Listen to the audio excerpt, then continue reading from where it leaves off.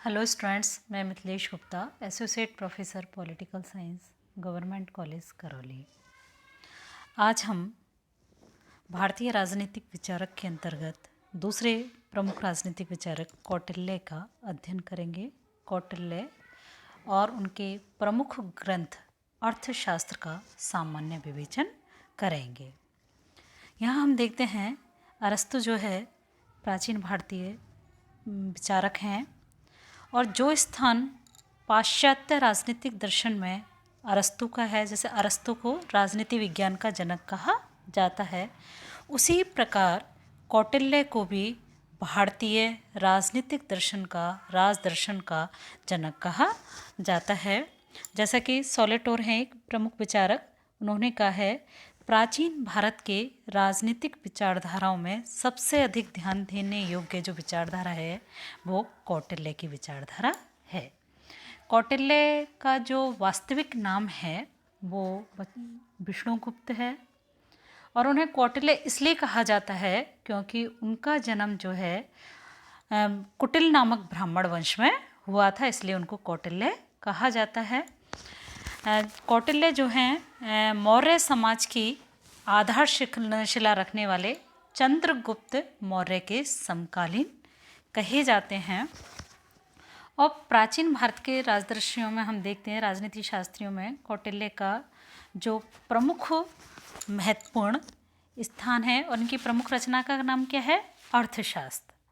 अर्थशास्त्र जो है उसमें 15 अध्याय हैं और अर्थशास्त्र को प्रमुख इसलिए माना जाता है, सबसे प्रमुख ग्रंथ इसलिए कहा जाता है, उसके प्रमुख रूप से 4 कारण बताए हैं। पहला जो कारण है वो ये बताया है कि कौटिल्य एक यथार्थवादी विचारक है और व्यवहारिक विचारक हैं, इसलिए उन्होंने इस ग्रंथ के अंतर्गत उन समस्याओं के विषय में लिखा है जिनका व्यक्तियों और विशेष रूप से हम देखते हैं सार्वजनिक क्षेत्र में काम करने वाले अधिकारियों का, कर्मचारियों का व्यवहारिक जीवन में सामना करना पड़ता है। और दूसरी जो प्रमुख बात है अर्थशास्त्र के संदर्भ में वो ये है कि उस समय क्या था, प्राचीन भारत में हमारे जो राजनीतिक विचारों की जो विवेचना है ना, राजनीति की विवेचना धर्म के अंग के रूप में की जाती थी, मतलब एक स्वतंत्र विषय के रूप में उसकी चर्चा नहीं की जाती थी। तो राजनीति को धर्म से पृथक कर एक पृथक स्वतंत्र विषय के रूप में जो है पहली बार कौटिल्य के द्वारा रखा गया, स्वतंत्र रूप से उसे धर्म से पृथक करके उसके बारे में लिखा गया। तीसरी जो प्रमुख बात है यह है कि कौटिल्य का जो अर्थशास्त्र है वो राजनीतिक विषयों में, राजनीति से संबंधित जो भी सामग्री है, विषय सामग्री है, सब राजनीतिक विषयक सभी ग्रंथों और विचारों का उसे संग्रह तथा सार माना जाता है।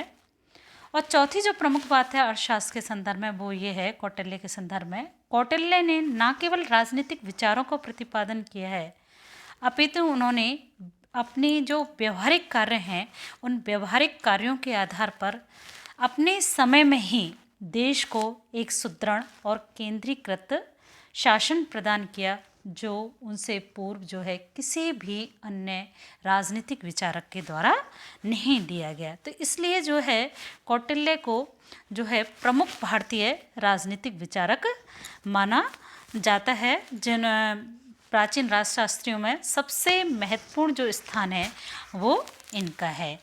तो इसके बाद हम देखते हैं कौटिल्य का अर्थशास्त्र में हमने कितने अध्याय बताए थे? 5 अध्याय बताए थे और इनको कौटिल्य का जो रचना काल है वो ईसा से 3री शताब्दी पूर्व का माना जाता है। यद्यपि इस संदर्भ में देखते हैं विवाद है, लेकिन फिर भी इनका जो अर्थशास्त्र का रचना काल जो है ईसा से 3री शताब्दी माना जाता है। और अर्थशास्त्र के संदर्भ में उन्होंने कहा है कौटिल्य ने, अर्थशास्त्र धन संग्रह के उपायों का अध्ययन नहीं करता, इसमें अपितु विभिन्न उपायों द्वारा प्राप्त की गई भूमि में सुव्यवस्था स्थापित करने तथा मनुष्यों के भरण पोषण के उपायों का भी वर्णन करता है। इस प्रकार हम देखते हैं अर्थशास्त्र में शासन व्यवस्था का पूर्ण विवेचन मिलता है। कौटिल्य के अर्थशास्त्र को क्या माना जाता है? राजनीति और शासन कला की एक महान रचना मानी जाती है। अर्थशास्त्र जो है एक प्रमुख ग्रंथ है और प्रमुखता इसकी प्रमुख रूप से इसकी जो महत्वपूर्ण बात ये है कि जो कौटिल्य के संदर्भ में, कि कौटिल्य ने केवल राजनीतिक विचारों का प्रतिपादन नहीं किया है, एक सुदृढ़ और केंद्रीकृत शासन भी प्रदान किया है।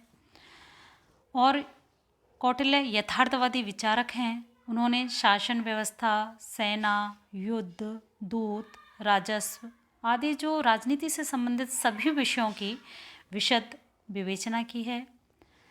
और यह जो अर्थशास्त्र एक सर्वांगीण कृति है, कौटिल्य को एक यथार्थवादी विचारक सिद्ध करने के लिए यही पर्याप्त है कि उनकी कौटिल्य की ये धारणा कि राजा को अपना शासन ऐसे मंत्रियों के परामर्श से चलाना चाहिए जो निस्वार्थ हों, त्यागी हों और योग्य हैं, आज भी वो बिल्कुल सत्य है।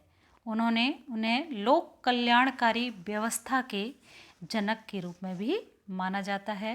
राजनीति को एक स्वतंत्र विषय के रूप में उन्होंने विवेचना की।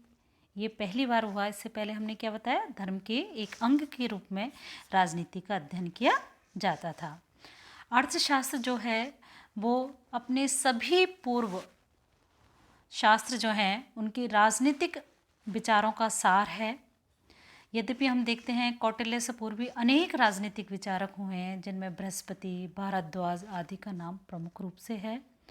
और कौटिल्य ने भी अपने अर्थशास्त्र में जो इन विचारकों का उल्लेख किया है, किंतु राजनीतिक विचारधारा उनकी यत्र तत्र बिखरी हुई है।